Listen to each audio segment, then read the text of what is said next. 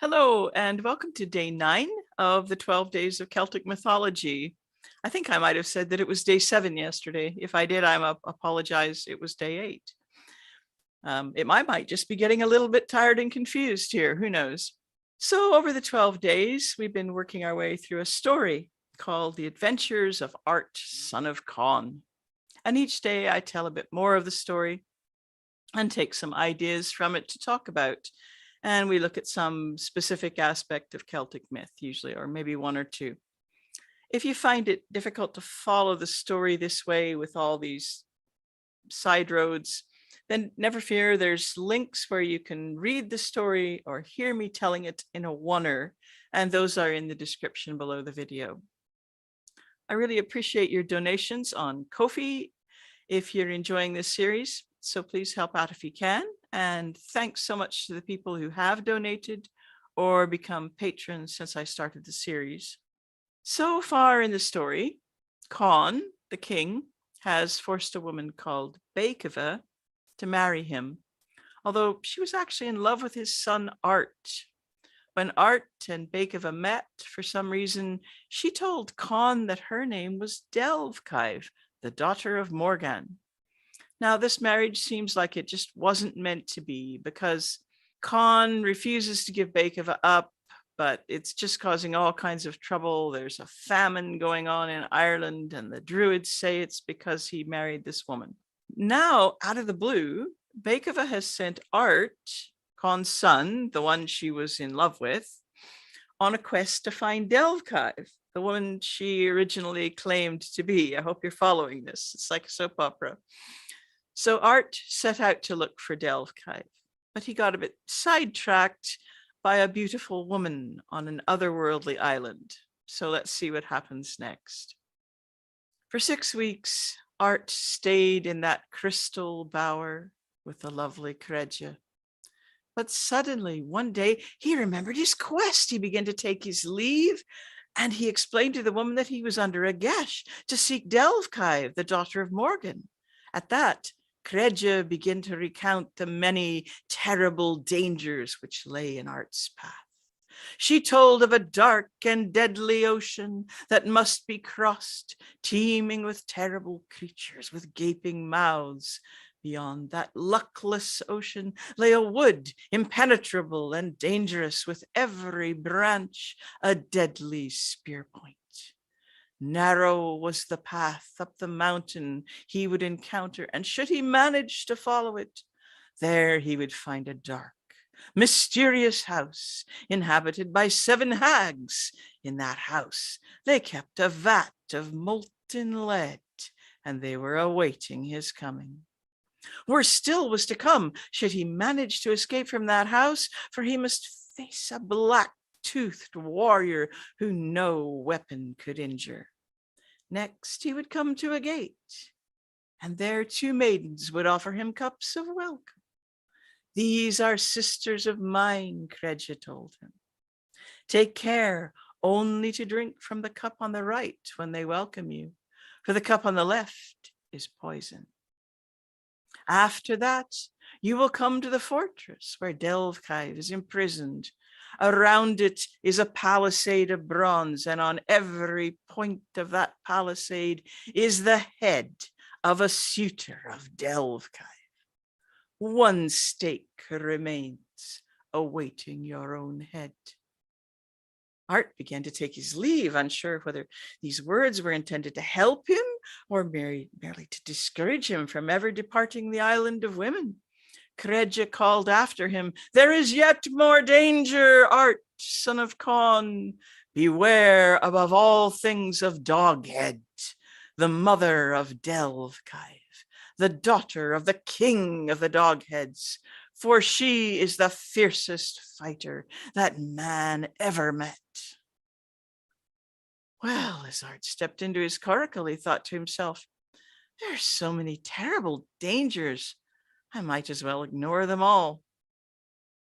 Well, it sounds like Art has a bit of a rough time ahead, and I'm going to talk about that in a minute. As your storyteller, I feel a certain responsibility to stick pretty close to my source, which is R.I. Best's translation from the original.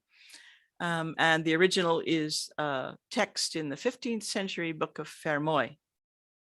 But I admit that here and there I've been influenced by James Stephen's mid-20th century retelling.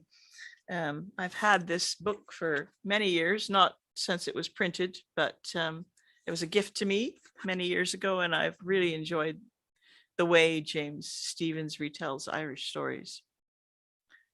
It's funny, though, how that works, that the first version of something you hear seems like the right version. And no matter how somebody may convince you, oh, that part of the film wasn't in the book, or whatever, that part of the retelling wasn't in the original text, it's difficult to let go of what you hear first. And that's one reason I don't really encourage people to read novels based on mythology as a substitute for reading the actual myths, or before you read the actual myths, because it's very hard to unhear or unlearn those first impressions. Well, neither James Stephens nor I have gone very far astray. If I remember right, he leaves out the bit about the cow's saddlebags and the bird fight. In today's episode, I've probably altered the feel of the conversation between Art and Credja a little. I've played it the way I perceive it, that it's part prophecy on her part, and partly meant to make Art decide to just give up and stay in the land of women. So there's quite a list of dangers that Credja warns Art about. How handy that she's there to tell him what to look out for. So her list of warnings, as well as perhaps trying to persuade him to stay with her, are also a great help to him, or a bit of a map, a guideway to what he's going to encounter. Credja lists 7 dangers that Art will encounter. He's going to encounter a dark and deadly ocean. And tomorrow we'll find out how all these things go. So he's going to have this dark and deadly ocean with monsters in it as he leaves her island. Then he's going to come to an impenetrable wood with branches like spear points. The original describes him even coming up through the ground, so he has to be careful where he puts his feet. Then there'll be a narrow mountain path, which will lead him to a dark wood with 7 hags who are waiting for him with a vat of molten lead. Then there'll be a black-toothed warrior who no weapons can harm. Then the maidens with cups. Art needs to remember that the cup on the right is the safe one, and the cup on the left is poison. And then he's going to meet Doghead, the mother of Delvkive. And apparently Doghead is the daughter of the king of the Dogheads. So that's quite a lot of stuff for Art to worry about. And you may have noticed that traditional stories contain a list of challenges that a hero has to meet, whether it's a fairy tale or a folk tale or a myth. So you're probably familiar with stories where a young man sets out to win the hand of a princess, but her father requires him to do something that seems impossible, or maybe even a list of things. These may be dangers he must face or difficult tasks he has to achieve. It's a great way to create an interesting story with lots of episodes, and there are stories like this all over the world. Often we receive these stories as children as literary fairy tales or Disneyfied versions of stories. Our gaze is directed primarily to the romantic elements. The young man and the princess are in love. His success allows them to marry and live happily ever after, and so on. Often the story has been sanitized a bit and the darker elements removed. I would say that these are probably remnants of sovereignty tales. Marrying the princess isn't really so much about love and romance as it is about replacing the old king with a new, young and vigorous one. No wonder, you might think, that the old king put so many obstacles in the way of the young man. He's going to cling to power as long as possible.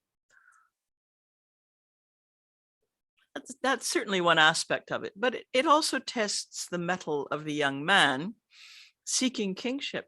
Is he strong? Is he clever? Is he courageous? And so on. So don't forget the high ideals to which kings were held. In Celtic myth, there's one story which stands above all the others in this category, and it's a story from Wales known as Culhwch and Olwen. Culhwch is the young hero trying to win the princess Olwen. And Culhwch and Olwen, it's a difficult read, I'll admit that, but only the first half dozen or so times you read it. After that, it gets easier. I sometimes think it must have been something like some genius master bard's PhD thesis. Anyone who's anyone in Welsh lore is mentioned in the story, and a lot of famous Irish characters are in there too. It's as if the original storyteller used Culhwch and Olwen to demonstrate his formidable knowledge of Celtic myth. And the way it achieves this is with lists. And one way to improve your scholarship of Welsh lore in particular, and Celtic lore more generally, is to study Culhwch and Olwen and study its lists and find out who all these people in these lists are. And one of the more entertaining lists in the story is a list of tasks presented to young Culhwch by Olwen's father, a giant called S1e9. Ostensibly, these are the things needed for Olwen's wedding feast, which, as prophecy foretells, will also be her father S1e9's funeral feast. And these include food and drink and bridal wear, but many of them are items needed for S1e9's personal grooming. So it's not just a bridezilla story. It seems that he has a tremendously thick, wiry beard and hair, which is going to require some pretty special items to trim and to tame. So depending on how you divide them up, there are 39 or 40 tasks that Culhwch is required to perform. As S1e9 lists them, Culhwch replies each time, "It will be easy for me to get that." And then S1e9 says, "It might be easy, but you'll never get this next one." So let's have a look at that. So a thicket has to be cleared and burned and plowed, turned into a field, sown, harvested to make food and drink, so bread and beer for the wedding. And this all has to be completed in one day. In order to do this, as well as getting all the work done, he needs to get a Maithon, the son of Dawn, who's an agricultural deity, to do the work, and Govanen, the son of Dawn, who's a smith deity, to set the plow. And you might remember a few days ago, I was talking about Gwavnu, the Irish smith god, and Govanen is very much his cognate deity in Brythonic lore.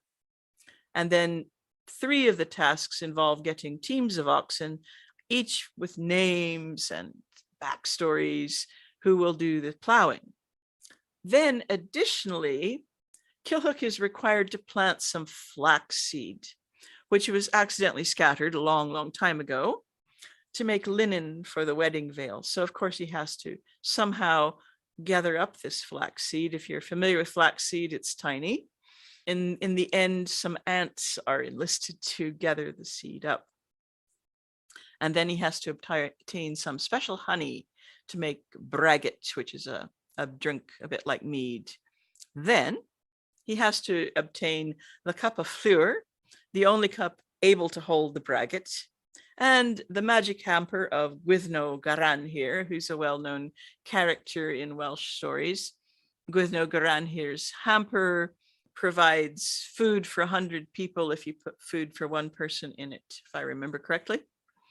And he has to have a magic horn and a magic harp and the birds of Rhiannon. So S1e9's going to die at this feast. And so he wants the birds of Rhiannon to sing him off to the other world. And he has to obtain the cauldron of Diurnach, the Irishman. Now, this cauldron of Diurnach is mentioned in the Spoils of Annuvin, the poem I read toward the end yesterday. And he has to find the tusk of a boar called Ysgithrin. And the tusk must be plucked out of the boar while it's alive, and it's going to be used for Ysbyddaden to shave with. And they also have to find a guy called Odger, son of Aedd, who's supposedly Irish as well. And he's going to be the only one who can possibly pluck the tusk out. It's just insane. It's insane. So then they need a special guy then to look after the tusk. And this is going to be Cadu, son of Prydain. Prydain probably means the Picts. And he's going to be the tusk keeper. And then they have to attain the blood of the Black Witch from the uplands of hell. This is a bit like Brill Cream, apparently. It's something which will groom and smooth and make Ysbyddaden's hair and beard nice. Now, in the story, it's not just the blood of the Black Witch. It's the blood of the very Black Witch, the daughter of the very White Witch, from the Valley of Grief in the uplands of hell. So not just any Black Witch will do.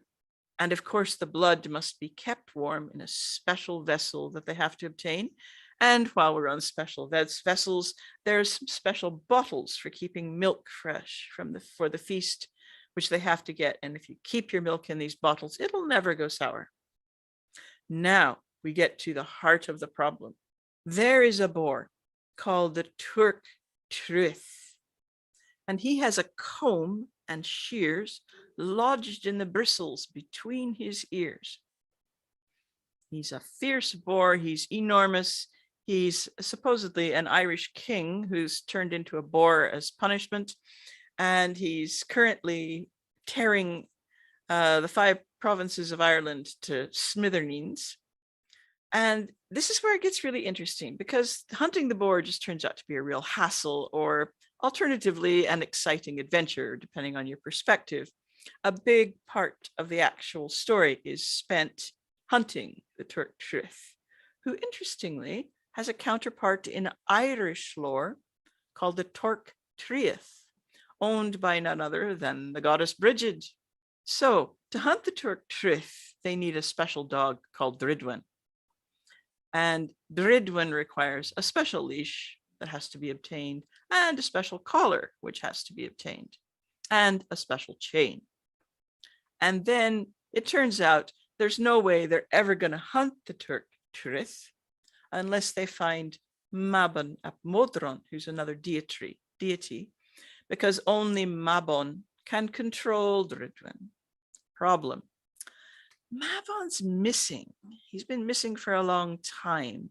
So another huge chunk of the story is about trying to find Mabon.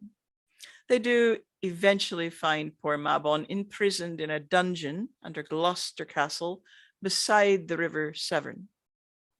But you can't hunt the Turk Truith without Dridwen, and you can't handle Dridwen without Mabon, and so it goes. So in order to find Mabon, they need to find Mabon's cousin, who should be able to find him. I don't think he does. And they have to have a special horse for Mabon to ride. But they don't just need Mabon. There's also an Irish hunter called Garcelet, maybe, who's also indispensable. 2 more whelps, 2 more pups or dogs, whelps of the bitch Rimy, and a leash made from the beard of a particular giant, which will control these 2 dogs. And this must be plucked from the giant while he's alive, of course. And then a guy called Cnedr to handle the 2 dogs. We're getting to the end. Hang in there. Gwyn ap Nudd will also be needed to hunt the Turk Truith. And many of these characters who are needed for the hunt, Ysbyddaden says to Kilhook. And they will not help you, and they will not come willingly. So I guess there's a lot of persuading or taking prisoners that are going to be required as well. And Gwyn, of course, needs a special horse called the Dee. And Gwylenhin, King of France, is also required to hunt the Turk Truith, as is Alan Dyfed. 2 more dogs, a lot of dogs now. We've got a whole pack called Anedd and Athlem, and King Arthur and his huntsmen. And then there's another lengthy list. 39 is like a whole new list in itself of huntsmen and dogs, and also the sword of Urnak, the giant. Now, Urnak is probably the Diurnak who was mentioned earlier, who was mentioned in the spoils of Anuv. God, I'm losing my place. It's so much to think about. So there's a theme developing with hunting dogs, their leashes, their handlers. There's a lot of what's called doubling in the story of Kilhook and Alwyn. Multiple boars, multiple hunting dogs, and so on. It's thought by scholars that someone spliced the story of Kilhook and Alwyn together from at least 2 different versions, which had maybe different names for things or slightly different variations of the story. But that bardic urge to preserve lore meant that rather than choose one name for a boar or one backstory for a leash, I just put them all in. It just adds to the insanity of the whole thing. And you either have to kind of go big or go home when it comes to enjoying Kilhook and Alwyn. So if you're now thinking, gods, I never want to read that story, I'll just say you might be surprised. It isn't all like what I've just described. That's just a little bit of the story. It's actually one of the great works of Celtic mythology, and it's a rollicking tale. If you want to read it, I would suggest you get a translation with lots and lots of footnotes to help you understand it. And there's a great one in existence online, translated by Will Parker. And I've linked to that in the live chat. And if you prefer to hear a storyteller tackle the story, you might enjoy Robin Williamson's version, which is on YouTube, and I've linked to that too. It makes it a lot of fun and easy to follow listening to Robin Williamson tell it. So I'll just remind you about the links to my online classes and humbly ask you to make a donation on Ko-fi, or large or small, it all helps. Tomorrow, we'll see how Art, son of Con, gets on with his adventures. Will the witches boil him in lead? Cheerio just now.